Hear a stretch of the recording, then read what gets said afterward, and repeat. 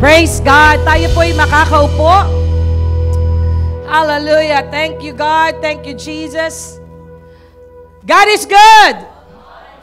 And all the time. Praise God. How is your 2024? I hope everyone was able to celebrate the New Year, the Christmas, that everyone is so excited to face 2024. Or maybe some of us are still feeling probably tired. Meron pa ho ba kayong jet lag? Jet lag ba ang tawag doon? O meron pa kayong tinatawag na hangover. Naipahinga na po ba natin ang ating mga tiyan? Yan. Tayo po ba'y nagtimbang na uli? Praise God. Indeed, God is so good. Every time I go to church, Lord, salamat, ihanda mo po ang aming puso. Sino po nanalangin na ihanda ng Lord ang puso niya this morning? Amen. Hallelujah. Give a hand to God. Praise the Lord. The other week or last month, we're looking for snow. Ngayon, winelcome po ba tayo ng snow? Amen. And sabi ko, Lord, hindi na po issue sa amin ang snow kapag Sunday, dahil ang Sunday, anumang mangyari ay para sa iyo. Amen! So can you give a high five and congratulate the person sitting beside you? Thank you. You choose to be in the church today. Amen. You fight a good fight of faith. Amen. You choose to be here. You choose to fight of your faith. Pwede namang matulog. Amen. Ang sarap pong matulog ngayon, maginaw. Pero alam ng katawan mo na ang linggong ito ay para sa Diyos. Amen. Kaya palakpakan po natin ang Panginoon. Kaya sabi mo sa katabi mo, dahil dyan, 1 point ka. 1 point ka. Amen? You started the year, the first Sunday, worshiping and honoring our God. And those who are with us, joining us by live streaming in Vegreville and Swan Hills, and even all our brethren who are still on a vacation in the Philippines, sana all. Magandang gabi. Gabi ngayon sa Pilipinas, ano po. And welcome. And who among you here are excited to face 2024? Alam niyo, nakikita daw yan sa mukha. Yan. Yung mga nagpabangs dyan. Mga nagpagupit. Diba? Nag-change ng style. Those are basically some of the reflections that, I am excited in 2024. Dalangin ko po, my prayer in my heart, that all of you have this kind of excitement. Nawa po hindi kayo tutungtong ng 2024 na parang, kamusta 2020? Wala, ganun pa din. Sana naman po wala. Amen po ba? Sino naniniwalang best ang hinanda ng Lord for you in this 2024? Greater things are yet to come.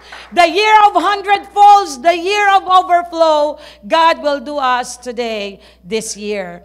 And you know what? I am asking to God, Lord, what is the first thing that we need to do this 2024? You know, all of us wants to have a victorious life. Can I see a hand who wants to have a victorious life this 2024? Amen? Yung bang lalagpasan mo yung ginawa ng Lord ng ano man ang ginawa niyang magagandang bagay in 2024, kayang lagpasan ng, 2023, ay lalagpasan ng Lord ngayong 2024. So all of us, this year, we are gearing towards to have a victorious life. Can I hear an amen? Wala naman sigurong umupo siguro ng January 1 na nakatingala at sinabi niyang, dapat this year, palpak ako dito. Dapat hindi, di ba? All of us, me, when I started January 1, I said to myself, Lord, whatever I have done last 2023 in your ministry, kailangan lagpasan ko yon for your glory. All of us, we want to have a greater things. Lord, lahat ng mistakes ko, things that I've learned from 2023 today, Lord, help me that I will not do it again. I want to make things right. Amen? Sabi mo sa katabi mo, let's make things right this year. Yeah. Not left, okay? Right. Okay? So, and seeking all of us, we want a victorious life in 2024. But there is one thing, when we prepare, that's why I entitled my teaching sermon today, Preparing for Your Victories. And before we prepare for such victories, meron pong requirement. Amen? And that is what we call, we need to consecrate ourselves. Amen? Can you say it with me? Consecrate. So it says there, a call for absolute. Absolute meaning define, precise, nothing else. Some of us, no, sometimes, dito po sa church na to, maraming magaling gumawa ng barbecue eh. Diba?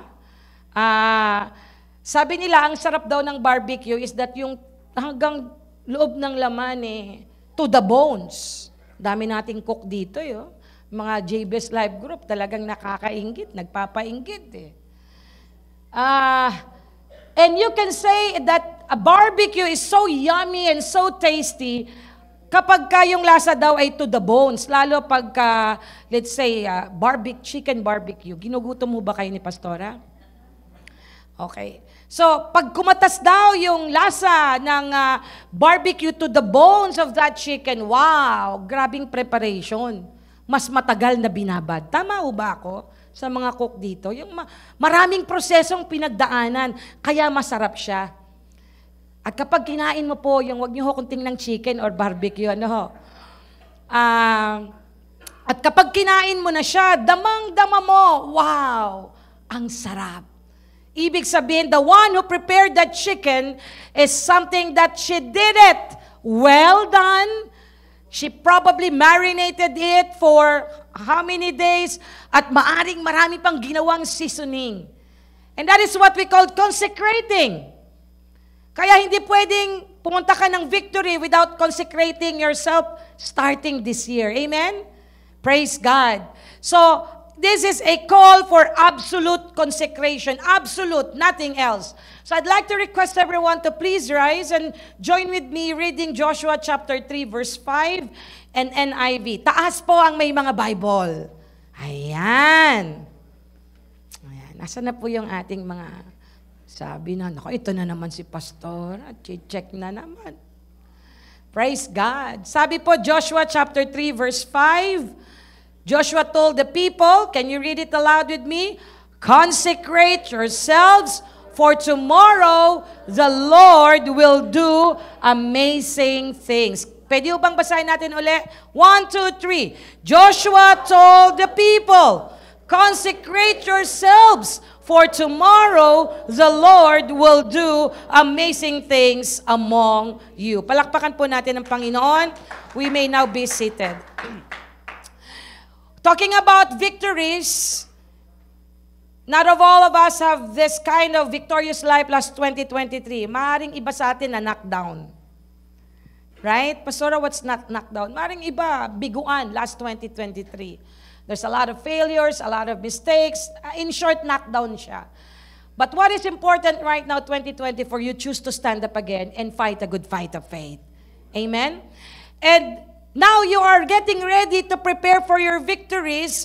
And that is why here in the text of Joshua 3:5, the leadership of Moses has now been transferred to Joshua.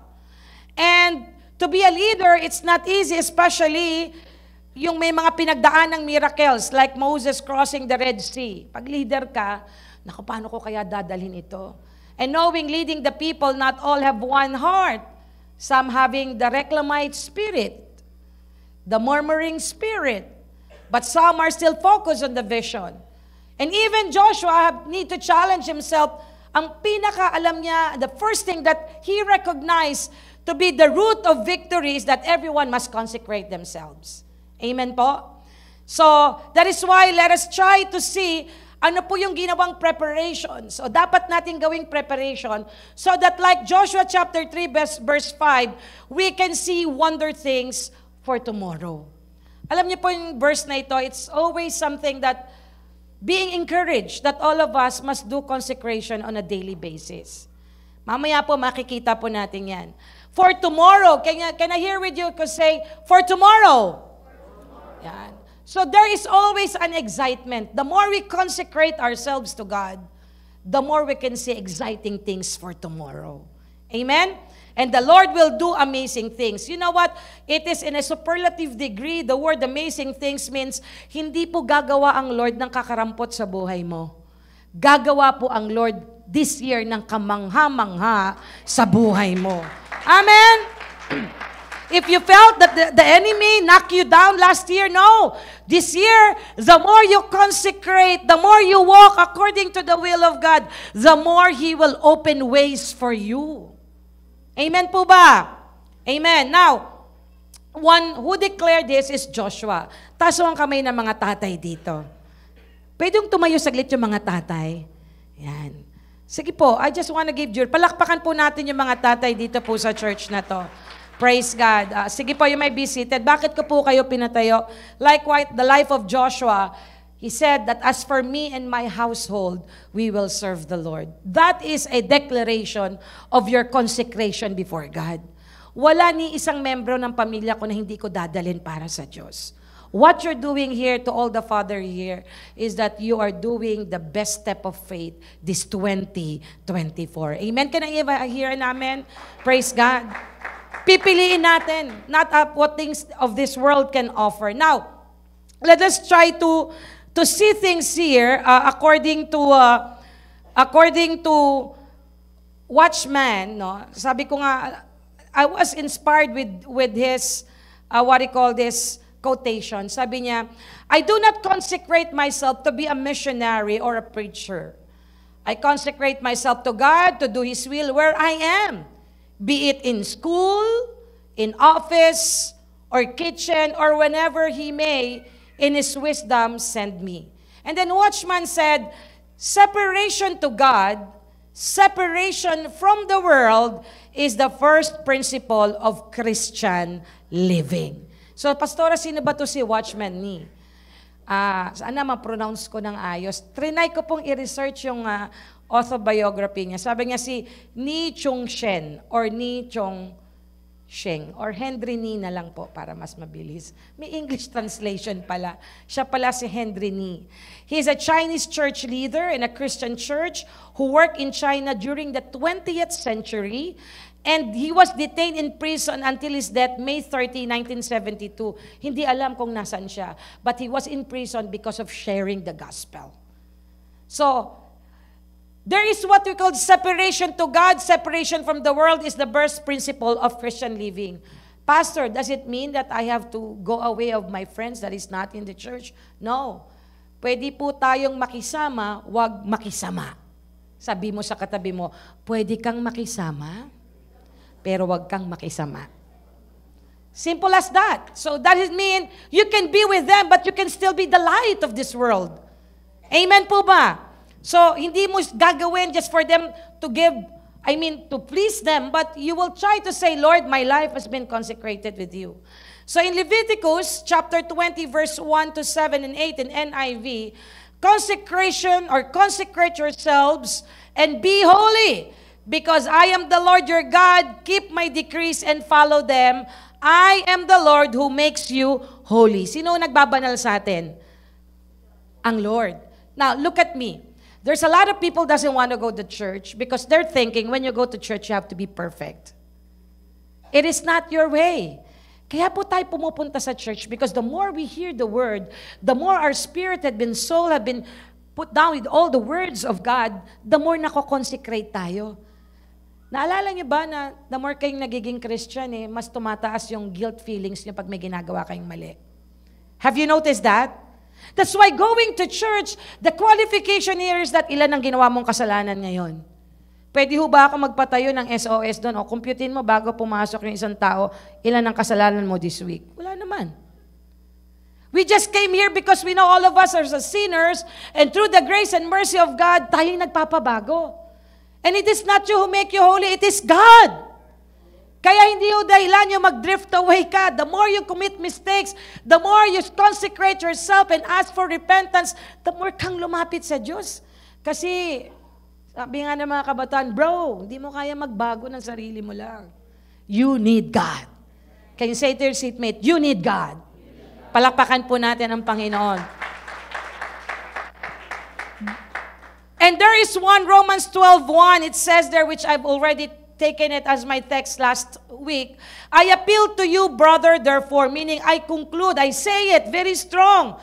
Brothers, and by the mercy of God, not by your strength, but by the mercy of God, sa lakas ng Diyos, sikapin mo. Try to offer yourself. Give your best not to present your body as a living sacrifice. Hindi ho patay, buhay.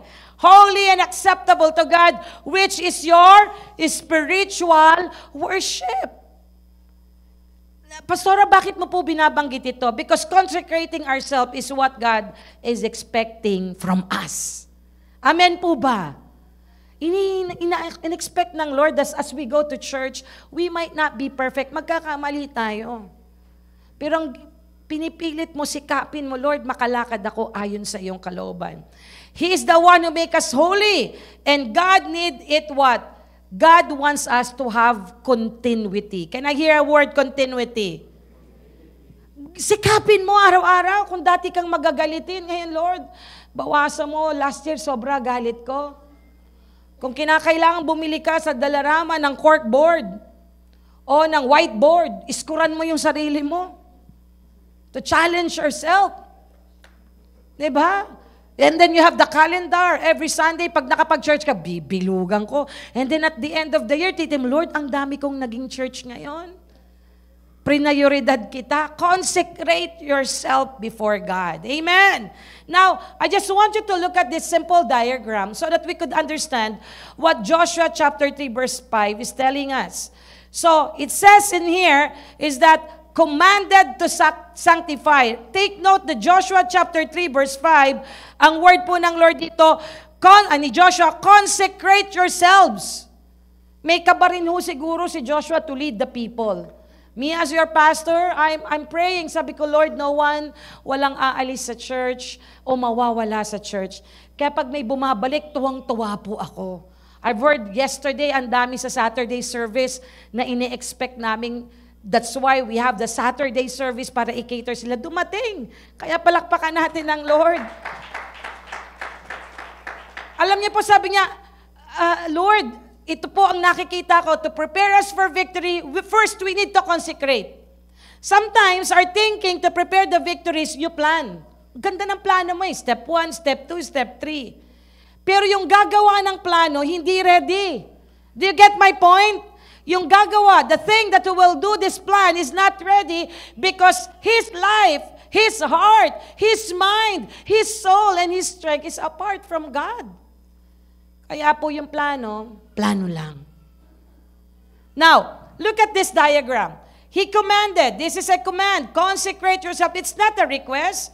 It is not an option, but Joshua found out that during probably the journey of leadership of Moses, nakita niyang importance ng consecration.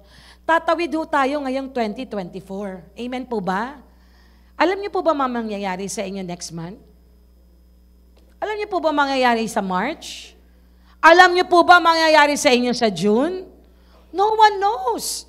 That's why the best thing we could do is that like Joshua, he commanded the Israelites, let us first sanctify ourselves so that pagtawid natin, naririnig natin ang direksyon ng Diyos. No? Wala na muna tayo sigurong spiritual earwax. They were commanded to sanctify themselves that might be prepared. The thing that will prepare them for victory is to first sanctify themselves. And with reason. Bakit? Kailangan, dahil ang sabi ng Lord, kasi may ipapakita ako sa inyo. God sometimes showing us a lot of greater things, pero lumalagpas, hindi mo nakita. Bakit? We lack consecration. Mamaya, pastor, ano ba yung si consecration na yan? Ano ba yan? Naiinom ba yan? Nakakain ba yan? So take note of this. You cannot see the amazing things in Joshua 3:5 because I am doing wonder things, amazing things. Marami pong dadaang problema. Pero ang problema minsan, dinadala ng Diyos para lumitaw ang isang malaking tagumpay sa buhay mo. Pero kung hindi consecrated ang life mo, lahat ng problema tingin mo, loser ka. But no.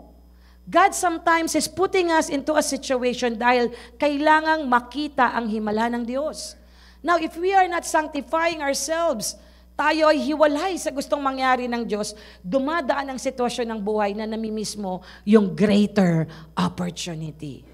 Now, preparing to attend the ark for tomorrow, napakasimple because tomorrow, when you sanctified yourself, then I am ready to show you greater things tomorrow. So, what happened? Preparation is important. Can I hear with you? Say, preparation is important. Again, sabi ko nga sa mga nag-barbecue, the best barbecue, yung lasang-lasa sa ilalim ng meat. So now, how are we going to prepare ourselves? There must be what we call an absolute, decided, precise consecration. Now, let's go further here. What is consecration? Consecration is surrendering yourself to the Lord to become a living sacrifice. Kaya nga ayoko nang umatin sa church. Ang hirap, daming bawal. Napansin niyo po gano'n na ang itinakbo ng spiritual life niyo ngayon? Dati ang damot mo sa time. Pero ngayon binibigay mo sa Lord. That is one step of surrendering yourself to God. Dati lahat ng bagay, ikaw pa sumisita sa misis mo, church ka na naman. Di mo siya maintindihan. Ngayon, ikaw na nagyaya sa asawa mo, church na tayo. Palakpakan nga po natin ang Panginoon. Yung time mo, hindi mo yan time. Pahiram lang ni Lord yan. Amen po ba? So, consecration is you have to surrender. Di ba kaya kinakanta natin, di ba? I surrender all. I surrender all to thee, my blessed Savior. I surrender all. Inialay ko. Dati nun, okay ka lang pag Sunday, tulog ka lang. Ngayon, alam mo, as a father of your family, Sunday is for the Lord, babangon kayo because you want to surrender your family before God. That's consecration. Amen po ba? Romans 12:1, I urge you, brothers, again, I mentioned it, in view of God's mercy to offer your bodies. Surrendering, sometimes, hindi ho yan abrupt na ibibigay mo eh. Dati-rati ang time mo lang, Sunday lang ako aaten. Pero narinig mo sa preaching, yung buhay mo pala is from God. Paggagamit mo yung talent mo, that's surrendering. Amen? Hoy, sa ministry po pala, hindi lang buhay, hindi lang oras, even our wealth, we have to give what is for the Lord. That is surrendering. Amen po ba? Hindi yung isang kamay nandun, tapos dito nakahigpit. Paano po sumurrender pagka na-hold up kayo? Hold up! Taas ang kamay. Sige nga po, taas niyo nga po. Gusto makita ni Pastora. Taas ang kamay! Walang gagalaw. Dalawang kamay. Di ba hindi mo bababa? Surrender eh. At hayaan mo yung snatcher, galawin lahat na makukuha sa'yo. Minsan na ho tayong nakaranas ng kaligtasan. At ang kaligtasan yan hanggang ngayon, ini-enjoy natin. There was a time you surrender your life to God and say, Lord, I surrender. Some of you went to EGR, you surrender everything to God. Lord, wala akong iiwanan lahat sa'yo. Kahit maraming hadlang. Kaya one of my favorite song when I graduated in BESME, yung Gantimpala. Marami mang hadlang sa aking pagsunod at kadalas ay Sino napapagod po papunta ng church minsan? Sa mga leader. Hindi pa pipigil, patuloy na maglilingkod. Tangi kong mithiin, ikaw ay malugod. Can we sing it one more time?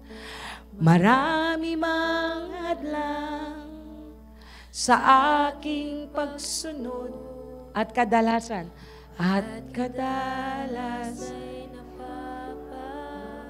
Napapagalitan pa minsan. Ano ho?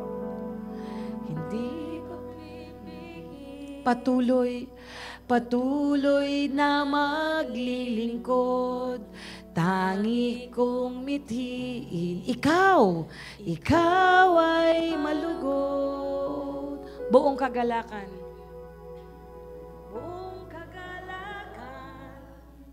Ikaw ay aking paglilingkuran, nahihirapan man, kahit pa nasusugatan. Kasangkapanin mo, ikaw ang tunay na may-ari ng buhay na ito. Anumang danasin ko, basta't ikaw, Jesus, ikaw ang gantimpala, buong kagalakan. Ikaw ay aking Yan po ang surrender. Nahihirapan man, kahit pa nasusugatan, kasangkapanin mo. That is surrendering.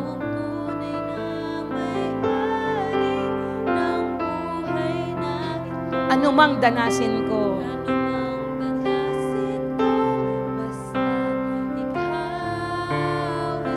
ikaw.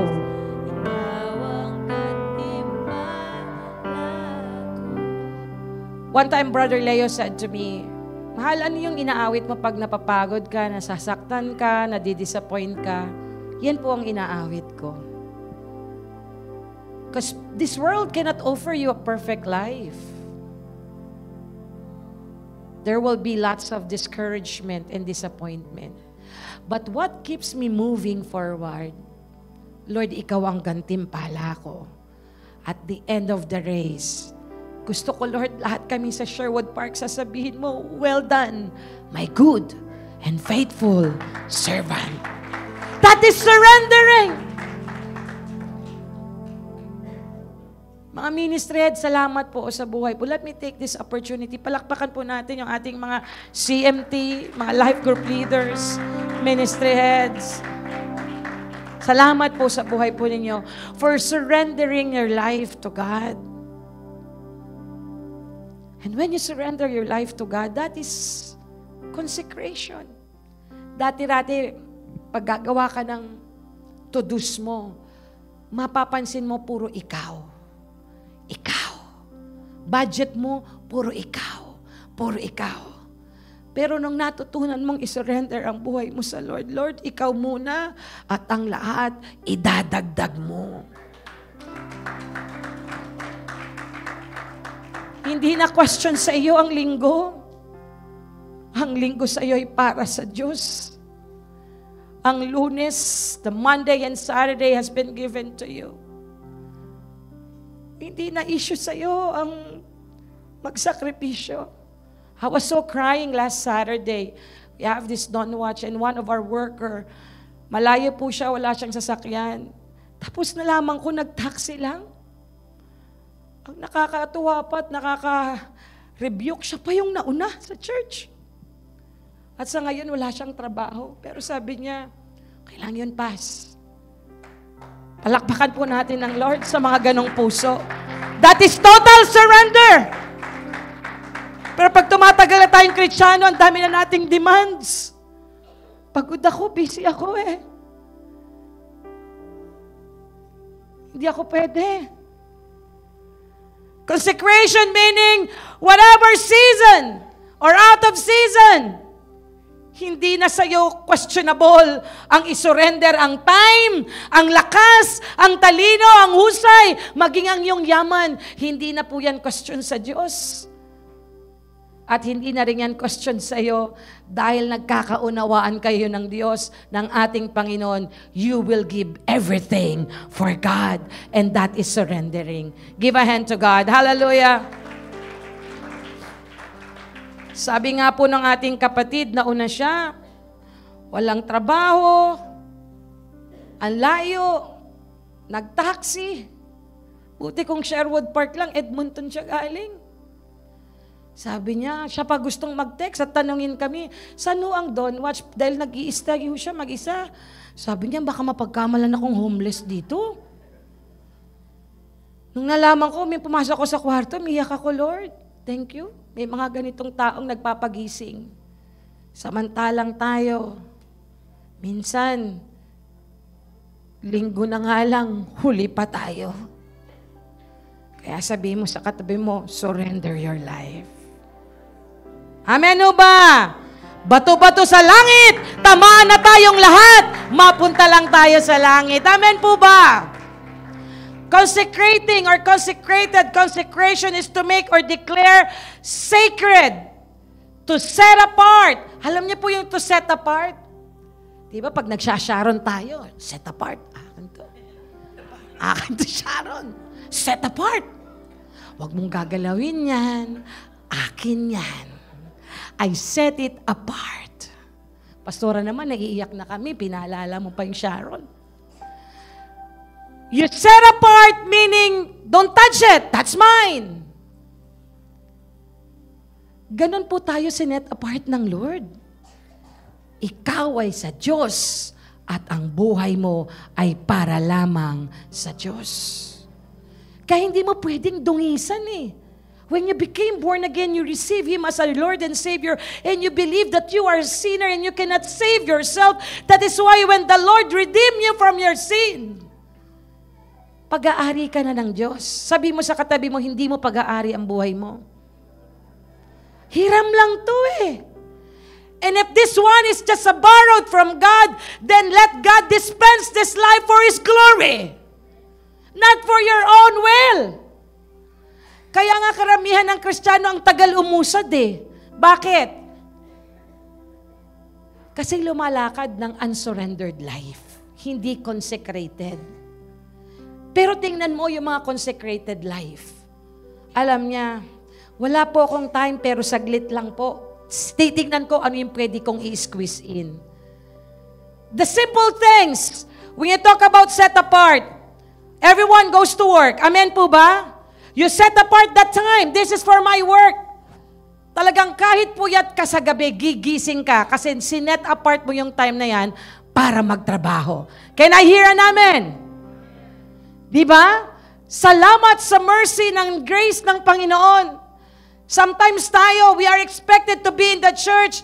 Alam ng Lord yun na dapat nakikita kita anak, but we are not there. Pero anong ginagawa ng Lord? Tayo po ba ay bigla na lang nahihimatay at nawala ang buhay? No. Laging ang Lord, ang daming chance na binibigay sa atin. To set apart meaning, you are valued. Ginawa ng Lord. God the Father so loved the world, He gave His one and only Son. Sineparate niya yung punishment that we are due for that punishment.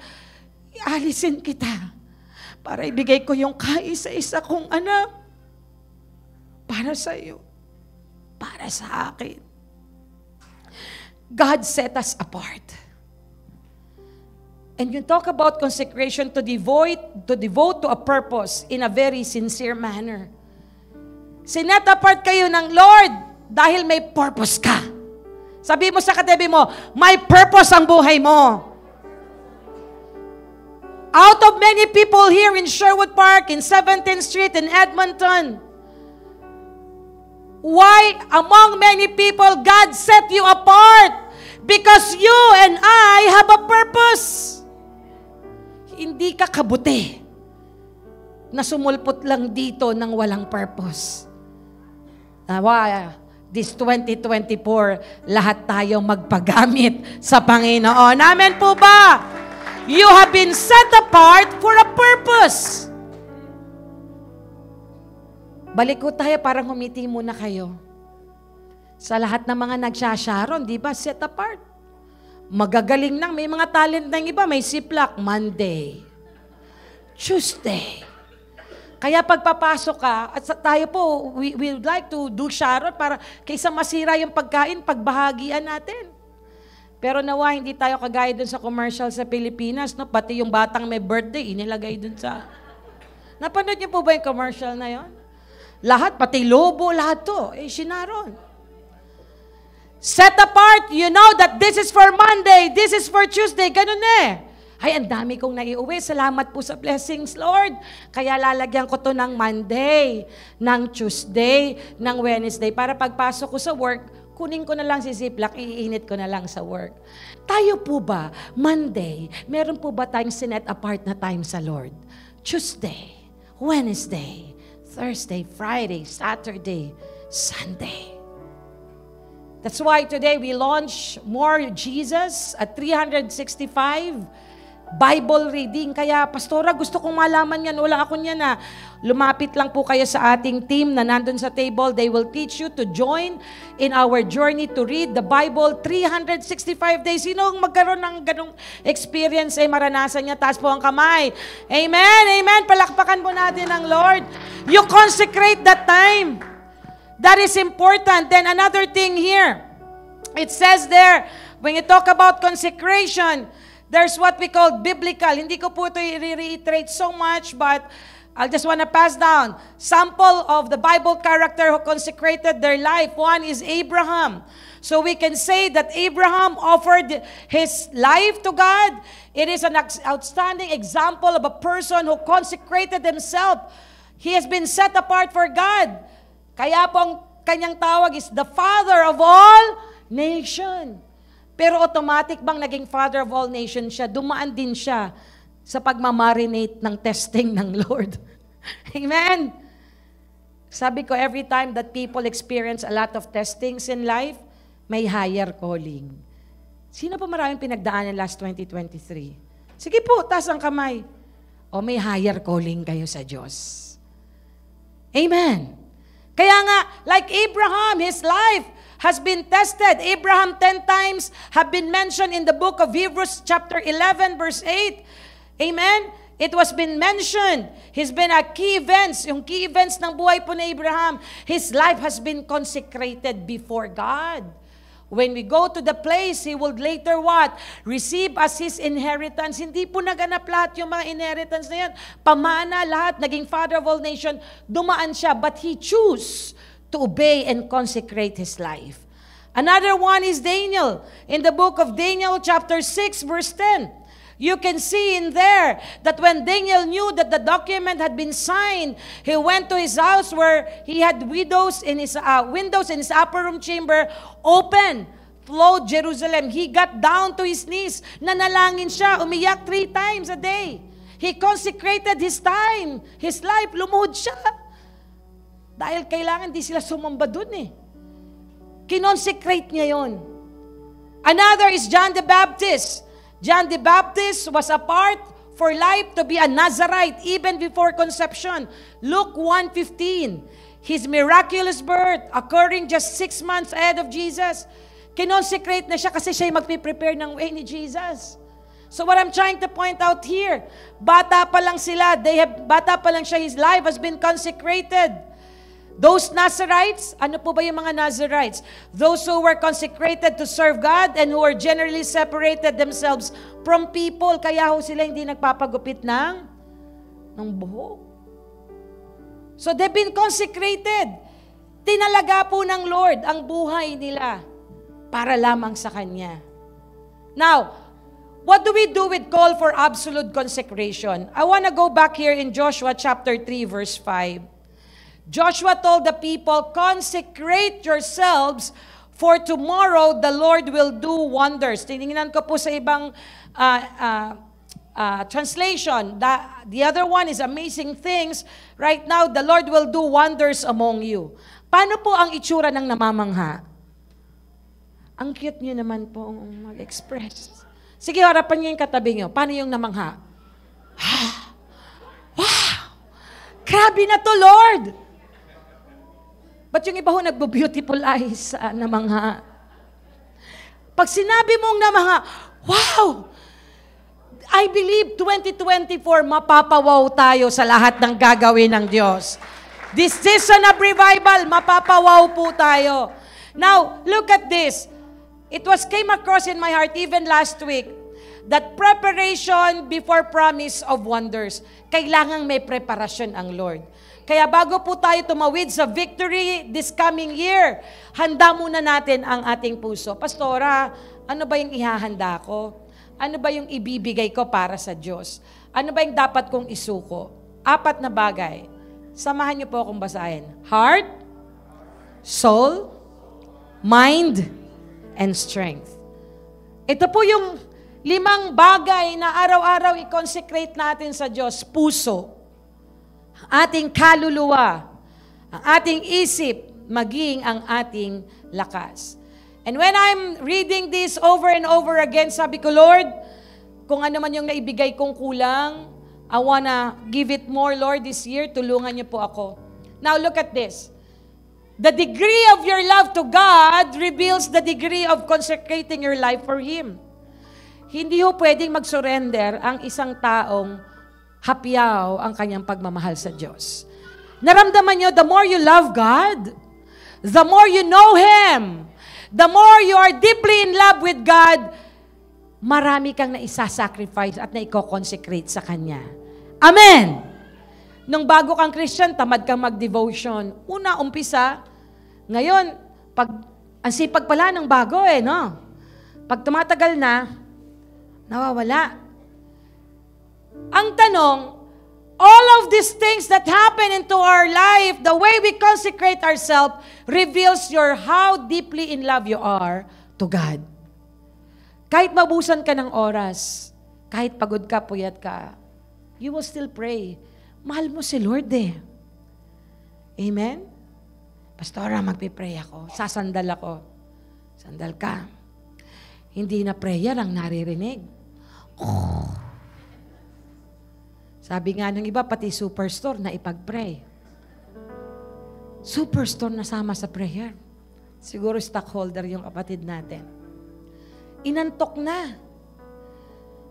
The more you love God, the more you experience Him, the more it will reveal the degree of your consecration to God. Kaya kahit naglilingkod ka sa Lord na nag-iisa ka lang, walang nakakakita, nandito ka, Pastora, gusto naming maglinis. Sige po. O kaya naiwan ka, masaya mong ginagawa. Bakit? Tagus hanggang bone, to the max, to the bones, ang pagmamahal mo sa Diyos. Hindi ka mapapagod. Yes, saglit mapapagod, pero babangon ka. Mark 12:30, and you shall love the Lord. Sabihin natin to, basahin natin all together. And you shall love the Lord, your God, with all your heart, with all your soul, with all your mind, and with all your strength. That is why marami pong believers, followers of Christ, they started right, but ended wrong. Bakit po? Nawala ang puso. Nawala ang puso. We can now realize that degree.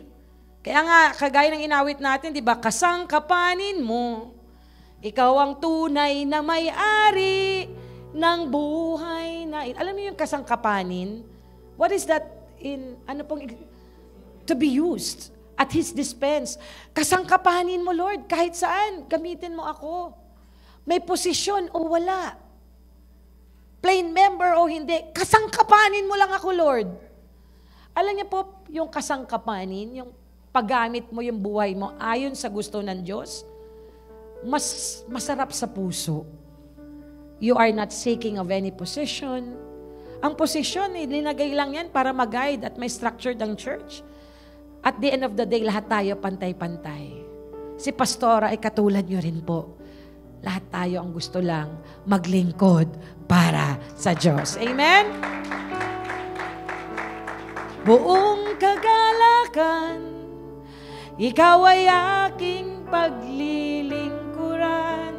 Nahihirapan man, kahit pa nasusugatan, kasangkapanin mo, ikaw ang tunay na may-ari ng buhay na ito. Ano man, danasin ko, basta ikaw ang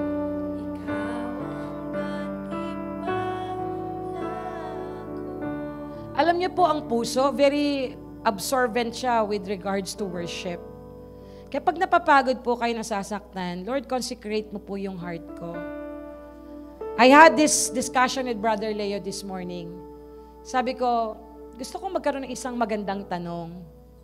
Ano po ang bagay na makapagpapahinto sa inyong maglingkod sa church? Sige nga po. Baka pwede niyong isurvey yung katabi niyo.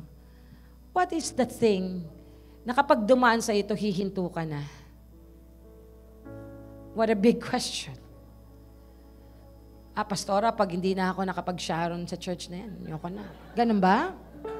Pastora, hinto na ako kapag pinagalitan niyo ako. Ganun ba? Pastora, hinto na ako pag di ako napansin. Ganun ba? Pastora, hinto na ako kapag kayo mga member ko ayaw na akong sagutin sa text, puro Simpson. Ganun ba? Lahat po ng yon na pwede nating maramdaman, kulang pa sa ginawang sakripisyo ni Jesus sa cross ng Kalbaryo. That's why this life, this heart, must be consecrated before Him. Now, ano ba ang kondisyon ng puso? Jeremiah 17, 9 to 10. The heart, sabi po ni Prophet Jeremiah, the heart is above all, top 1 siya. Sinasabi niyang mandaraya ang puso. Kaya nga ginawa yung kanta, sana dalawa ang puso ko. Pwede bang dalawa? Maha-high blood ka nun pag pareho ka kumain ng napakadaming bulalo. Even Prophet Jeremiah said, madaya itong puso. Kaya yung ibang init biglang nanlamig. Paano? Bakit? Nasugatan. Kaya kailangan pang i-purify, i-consecrate. Masasaktan at masasaktan ka sa pamilya. Ma-offend ka sa ibang tao. Even in the church. Pero pag ang puso mo laging consecrated sa Lord, hindi ka titigil. Sa Lord ka lang titingin. Amen po ba? Diba? And he said that, Prophet Jeremiah said that above all things and desperately sick, ang puso natin maraming sakit. Greediness, jealousy, envy, bitterness, unforgiveness, name it. Meron lahat ang puso natin yan. I, the Lord, search the heart and test the mind to give every man according to his ways, according to the fruit of his deeds. Kaya nga kung anong laman ng puso mo, siyang ilalabas ng bibig mo. Anong linaro ng isip mo, pakukuluan sa puso mo, siyang ilalabas ng bibig mo, at siyang igagalaw ng katawan mo. That's why the Lord needs telling us, ito yung kondisyon ng puso natin. Mandaraya ang puso. Isa pang kanta, si Aida o si Lorna o si Fe. Diba? Ang dami. Buti na lang may pinili tayong asawa natin na best na binigay ng Lord. Amen! Parang mahina ho ang palakpak nyo. Hindi ho kayo nagsisisi. Amen. Kaya nahira namin. Praise the Lord. Pastora, paano naman kaming single? Humanda kayo. May gagawin ng Lord this 2024. Amen! Praise God! Now I tell you, that is the condition of the heart, madaya. Di ba minsan gusto mong mag-church, minsan ayaw mo, gusto kong umatin, kaya pag nakikita ako si brother, nababad trip ako Si brother ba napako sa krus? The more na ayaw mong mag-attend, the more kang umattend. The more ayaw mong mag-pray, the more kang mag-pray. The more na ayaw mong magbasa ng Bible, the more kang magbasa ng Bible. Eventually, you will feel that your heart started to be consecrated. Kaya nahihira namin. Now, if that is the condition of the heart, what Prophet Jeremiah said, ano po ba ang isang prescription ng isang consecrated heart? What it says here, my sacrifice, O God, is a broken spirit, a broken and a contrite heart, you will not despise. Pastora, puro kanta, no? Mahilig po kasi akong umawit May isang kantang tawang-tawa ako na pinakikinggan namin minsan sa LA. Alam niyo yung kanta ni Michael B., yung puso niya, pinukpok mo ng martilyo. Binuhusan mo ng asido. Grabe, anong itsurang puso yon? Yun po ang hinahanap ng Diyos. Contrite, broken spirit. Palakpakan nga po natin ang Lord. Pinatatawa ko lang ho kayo para iba hindi na dire-diretsong umiyak. That kind of heart. Imagine mo pusong pinakpok ng martilyo. Huwag mo nang tugtugin, Brother Wally yun. Parang hindi ko na alam yun. Binuhusan mo pa ng... Ano pang sinabi doon? Sinaksak mo ng kutsilyo. Pinukpok mo pa ng martilyo. Binuhusan mo pa ng asido. Ano pa? Pinakain pa sa aso. What a kind of heart! So much damage. Alam niyo pa po pala yung kantang yon. This year, ang gusto ng Lord, pusong basag. Pusong contrite. na kahit na-offend ka, nasasaktan ka sa mga paligid mo, family, even in the church, you will say, that's okay, Lord. Just consecrate my heart. Pastora, exempted ka ba? Hindi ho, naku, napakarami ko ho niyan. Ang dami pong binabasag ng Diyos sa puso ko. Kaya sabi dito, a broken spirit and a contrite heart, you will not despise. You deserve the truth in the inward part, a broken spirit and a contrite heart. Ano po yung deserve ng Lord? Pusong basag, pinukpok ng martilyo. Wag na ho yung binuhusan ng asido. Namumutiho eh. Pero pwede, no? Pusong dalisay. Pusong dalisay ang aking nais. Sino ang gusto yon? Nalikain mo, O Diyos, para sa akin. Pusong dalisay. Pusong dalisay ang aking nais. Salamat, Panginoon. Nalikain mo, O Diyos, para sa akin. Isang pusong tapat. Can we sing it? Isang pusong tapat. Kanina po nagmamahal. Sa'yo'y nagmamahal. Isang puso. Isang pusong sa'yo. Walang alinlangan. Walang alinlangan. Isang puso. Isang pusong tinitibok na ika'y parang alam. Handog ko'y pagpupuri. Handog ko'y pagpupuri. Sa'yo lamang. Sa'yo lamang. Jesus. Ganyang pusong hinahanap ng Diyos. I-delete na natin yung kay Michael B. Yan po. Tapat, nagmamahal, walang alinlangan. The next one is the soul. Ano po ba yung condition ng kaluluwa natin? Matthew 16:26.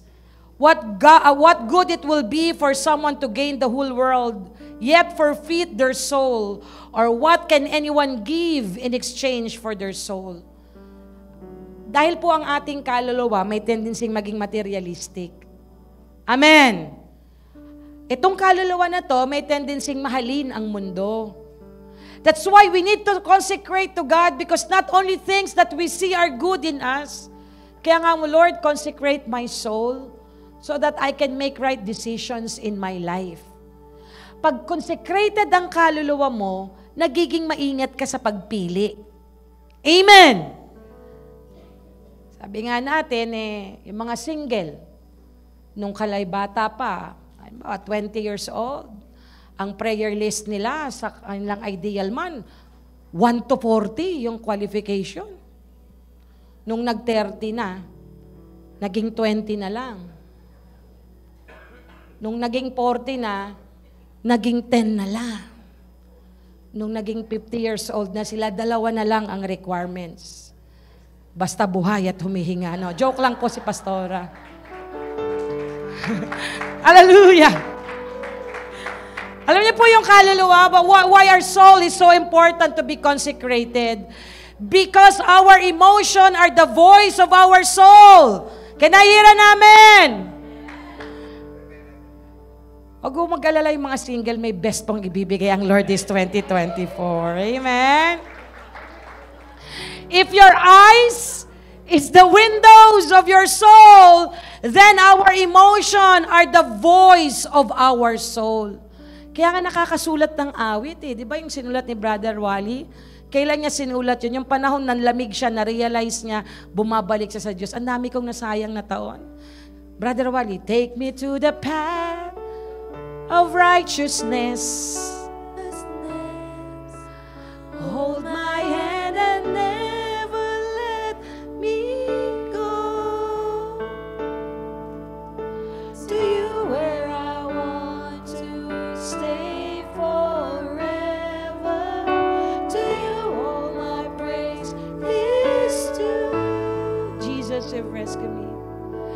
Jesus, you've rescued me. Jesus. Jesus, you're all for me.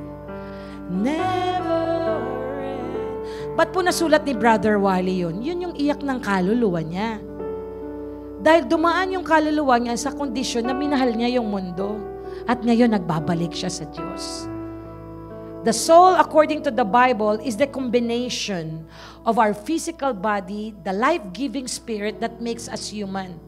Complete package po yun. Kaya may kaluluwang nasasaktan. Kaya nga pag na-offend, hindi physical. May sinabi kang hindi maganda. Ang pangit mo. Susugat ba yun ang physical sa'yo? Kaluluwa ang sinasaktan. Kaya pag maraming bad words, hurting words, hindi physical eh. Kaluluwa ang nasasaktan. Kaya sabi nila sa Pilipinas, buti ka nang saktan ng physical. Huwag lang salita. Tama ho ba? Kasi mahirap pong mahil ang soul. May emotion kasi, part of our emotion is the context of the soul. There is an emotion. Kaya, yun ang kondisyon ng kaluluwa. How we consecrate? Basahin po natin ang sabay-sabay. 1 Thessalonians 5:23. May God Himself, the God of peace, sanctify you through and through. May your whole spirit, soul, and body be kept blameless at the coming of the Lord Jesus Christ. Kaya sa panahon na kayo po'y nasusugatan, yung puso ninyo, yung kaluluwa ninyo, the more you go to the Holy Spirit. I like what Catherine Kuhlman said. Pinakikinggan ko yung mga preaching niya about the power of the Holy Spirit. Consecration is lonely. Thus, communion with the Holy Spirit is priceless. Kaysa ikwento mo yung pains mo muna sa iba, iyak mo muna kay Lord. Amen! Huwag mong i-chismis. Sinaktan ako nito. Alam mo, brother, tandaan mo, pag nakatabi ko yan talaga, lilipat ako sa kabila. Walang kaalam-alam na nasaktan ka pala niya. The more you've been hurt, the more you go to the Holy Spirit. Because the moment you surrender everything, your life has been consecrated and you will experience such an amazing presence of the Holy Spirit, and that is priceless. Tapos magmamatured ka. You consecrated. Then, second to the last, the condition of our mind. Colossians 3:2, set your minds, 3-12, set your mind on things that are not on the things that are on earth. For you have died and your life is hidden with Christ in God. When Christ, who is your life, appears, then you also will appear with Him in glory. Put to death, therefore, what is earthly in you: sexual immorality, impurity, passion, evil desires, covetousness, which is idolatry. Yun po yung gusto ng mind eh. Self-centered. Ikaw yung sentro ng mundo. Yan po ang dinidikta ng mind. Ikaw dapat lagi. But when you set your things, kahit kulang ka sa mundong ito, sagana ka naman sa presensya ng Diyos, panalo ka. Give a hand to God. Amen?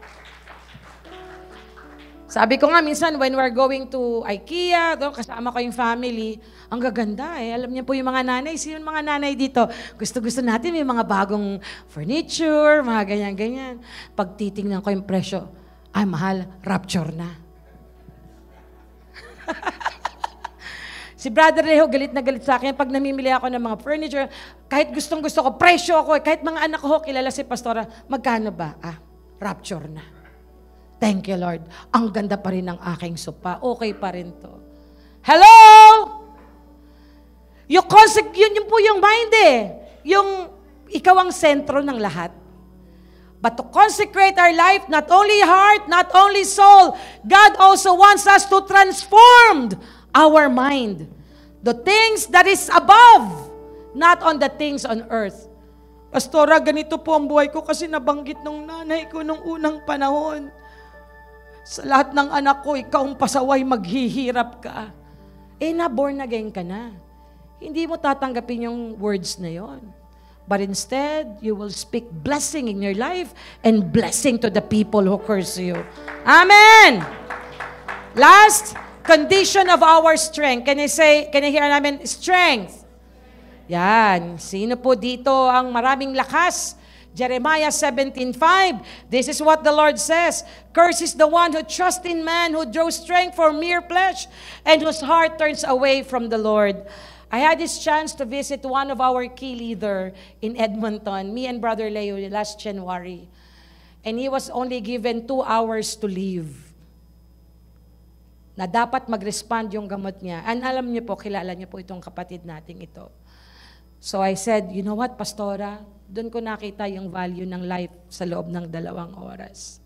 If the medications, the antibiotic will not respond to my body, then it's over of my life. That was the doctor says. 2 oras. Pag kayo po may 2 oras pang natitira ngayon, ano ang gagawin niyo? Pakitanong po saglit. Maniningil po ako. Siguro hindi na ho nun.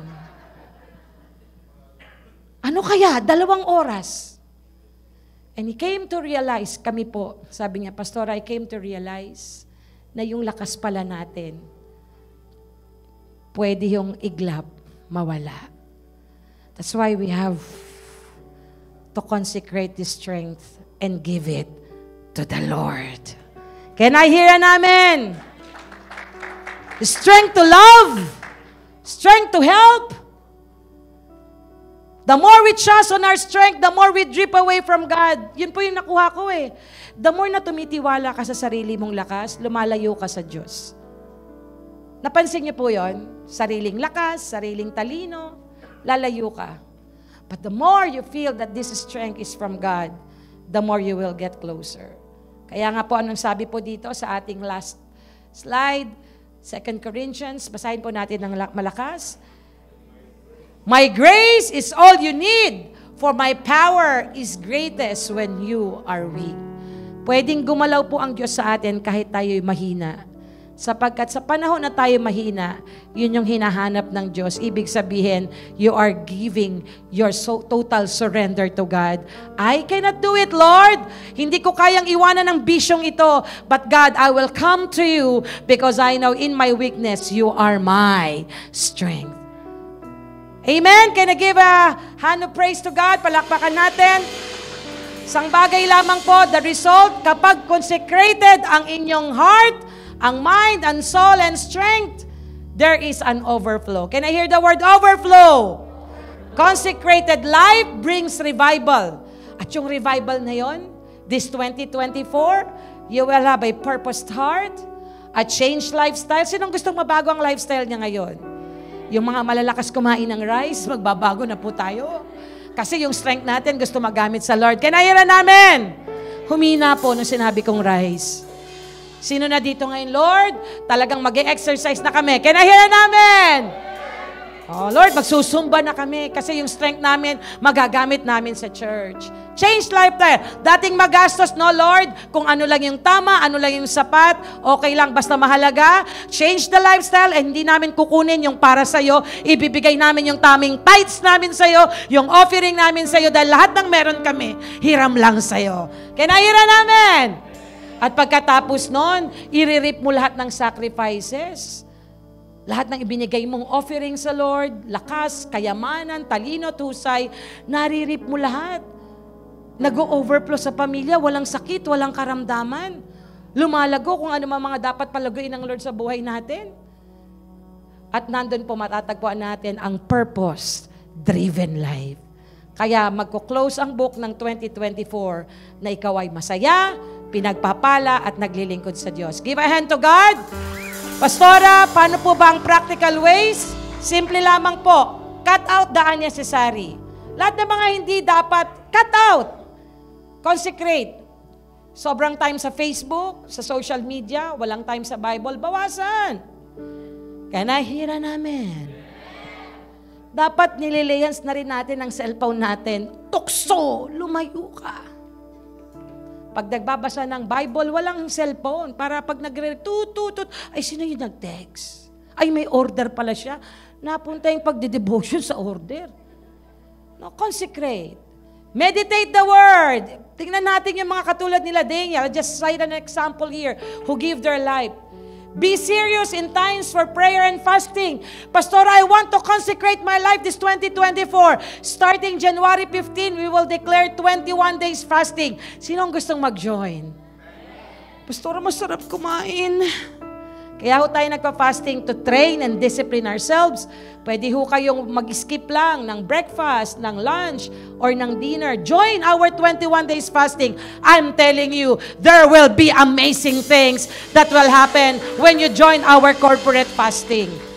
May health benefits. Amen? At nagkakadiscipline. At mapapansin nyo minsan, in the season that you are in the prayer and fasting, doon maraming invitation. Birthdays. Fasting ako, Lord. Mag-Sharon ka na lang para. Depend on the grace of God. Hindi mo kayang baguhin ang sarili mo. Ang Diyos lang. Live with expectation along with God alone. Amen? With God alone. Finally, sabi po ni Neil A. Maxwell, consecration does constitute the only unconditional surrender, which is also a total victory in God. Palakpakan po natin ang Panginoon. Shall we all arise? Ako po ay awit lamang po tayo ng ating isang worship song. And I will sing, I will worship you. And after that, akin pong hinihiling ang mga ama ng tahanan.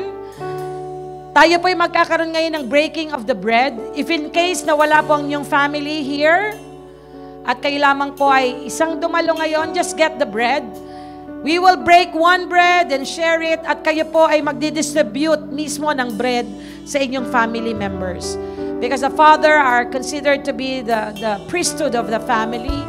Lalapit po kayo and you will distribute the bread. But first, all this will be given after makapag-worship po muna tayo sa Panginoon. Amen. And I will sing. Let us worship God. Amen. And I will worship you. I will bow myself and humbly at your throne. And I will give anything. I will give everything to you alone. To you alone. Sing it one more time. Hallelujah. And I will sing. I will worship.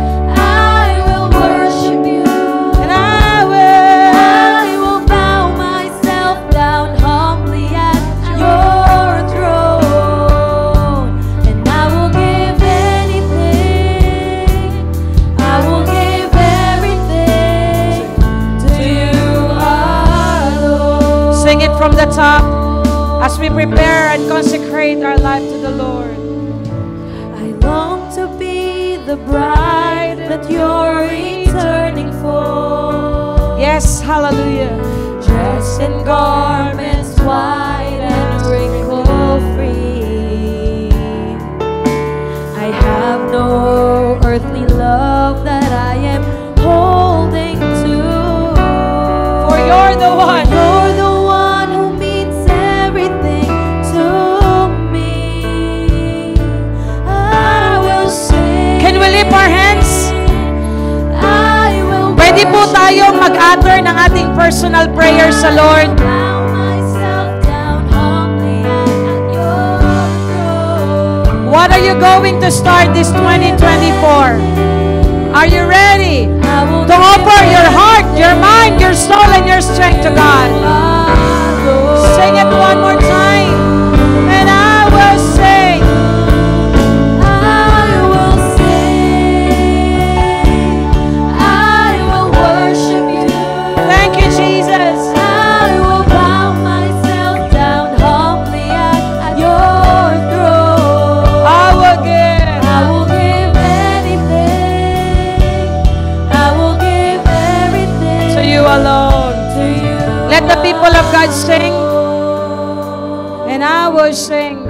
Sing it to the Lord, church. I will sing. And I will worship you. I will worship you. And I will. I will bow myself down humbly at your throne. I will give. I will give anything. I will give. I will give everything To you alone. As your hands are lifted up, Father, we come before you today. Let the start of the 2024 be a day of declaring that we will consecrate our heart, our mind, our soul, our strength. Father, we pray that this 2024 giving us the fresh start and a new beginning, we'd like to consecrate and dedicate our life unto you. Lahat po ng mga bagay na naging failures namin, kami nagkulang, kinapos last 2023, we want to dedicate, Lord, our heart, our mind, our soul, and strength. And may this life be used for your glory. At your dispense, God, gamitin niyo po kami. Kahit kami mapagod, masugatan, masaktan, every time we experience trials, testings in life, in the family, in the ministry, in workplace, in school, Father, we will just look unto you. The more we experience all these things, God, give us such priceless presence with the Holy Spirit. Turuan mo kaming laging umiyak, manangan sa pagkilos ng iyong banal na Santong Spirito. Today, God, we dedicate our life unto you. So that consecration will lead us to greater victory this 2024. Lord, salamat sa bawat pamilya na nandito, maging sa sumusubaybay po sa amin through live streaming, for our brethren in Swan Hills, Vegreville, Fort Saskatchewan, even to our family members, church member who are still in the Philippines. So those who are currently sick right now, Father, touch them. Continue to sanctify every life, from the father to the mother, down to the children. Consecrate our life, Lord. And let this life be an aroma of offering unto you. We cannot do it, Lord, with our own strength, but it's only through your grace and mercy. Salamat po, Panginoon. I'd like to request all our gatekeepers to be here in front. And we will now start to sing our communion song. Hiniling po namin ang mga ama ng tahanan po ay lumapit at kumuha po ng bread so that kayo po ang respectively magdi-distribute po ng bread sa inyo pong mga mahal sa buhay.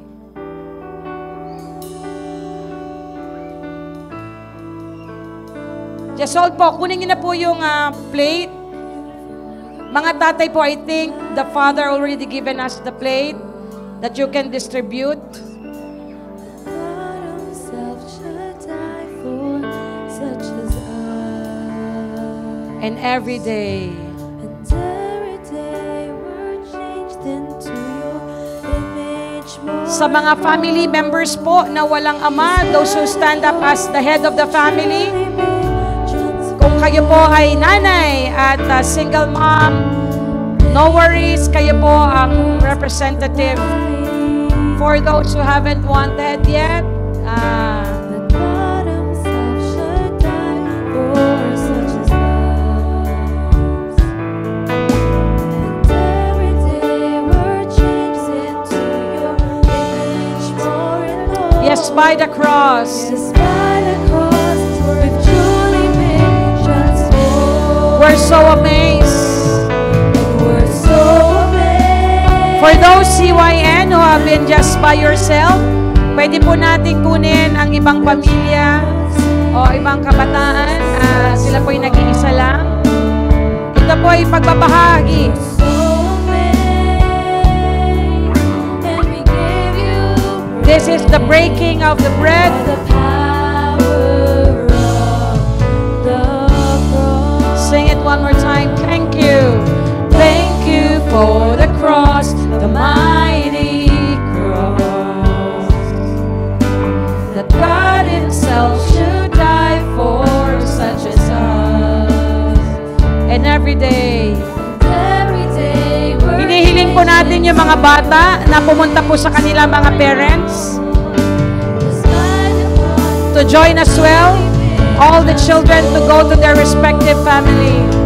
And we're so amazed, and we give you praise. That you have saved us at such a cost. We're so amazed, And we're so amazed, and we give you praise. and we give you praise for the power of the cross. 1 Corinthians chapter 11, verse 23. I request Brother Leo to be here as well, and Louise and Leona. For I received from the Lord what I also passed on to you. The Lord Jesus, on the night he was betrayed, took bread, and then he had given thanks. He broke it and said, "This is my body which is for you. Do this in remembrance of me." In the same way, after supper, he took the cup, saying, "This cup is a new covenant in my blood. Do this in remembrance. Do this whenever you drink it in remembrance of me. For whenever you eat this bread and drink this cup, you proclaim the Lord's death until comes." I'd like to request the Father to distribute po the bread to their family members. Hallelujah.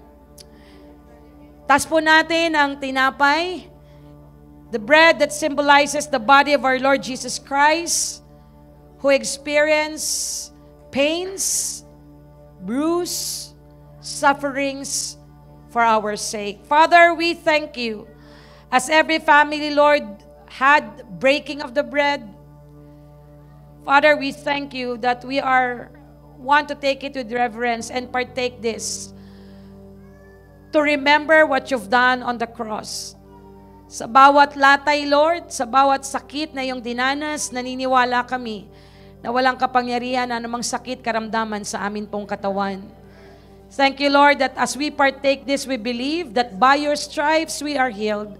Not only healing on our physical health, even on our emotions, healing of our mind, healing of our soul, and healing of our family and even our generation, Father God. Father, thank you for releasing us from all the sickness and diseases. And by your stripes, we declare, we believe that we are healed. We bless you, we thank you, Lord, in Jesus' name. Amen. Shall we eat the bread?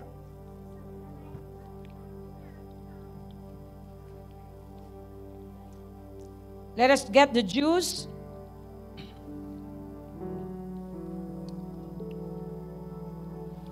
In the same way, after supper, he took the cup, saying, "This cup is a new covenant in my blood. Do this whenever you drink it in remembrance of me." Shall we lift up the cup? Father, we thank you and we bless you. As we as well, Lord, recognize that on the cross, you shed your most precious blood, Jesus, for the remissions and forgiveness of our sins. Thank you for bringing us this new covenant, that in the new covenant, through your blood, God, we are receiving your forgiveness from all our sins and all our iniquities. Father, with all faith, we believe that through the blood of Jesus Christ, there is forgiveness of our sins. Sins that we've made from the past to the present, and even in the coming days. That blood of Jesus Christ is precious, that will forgive us. In Jesus' name, we thank you, we honor you, O God. In Jesus' name, amen. Shall we drink the juice? Palakpakan po natin ang Lord. Amen. Give a hand to God. You are free, you are set free. And let us continue to consecrate ourselves before the Lord and get ready for wonder things this 2024.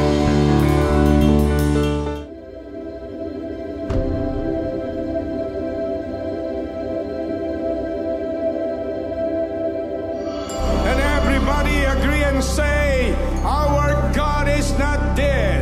Our God is not dead. Jesus is alive. Jesus is alive. Jesus Christ. Jesus Christ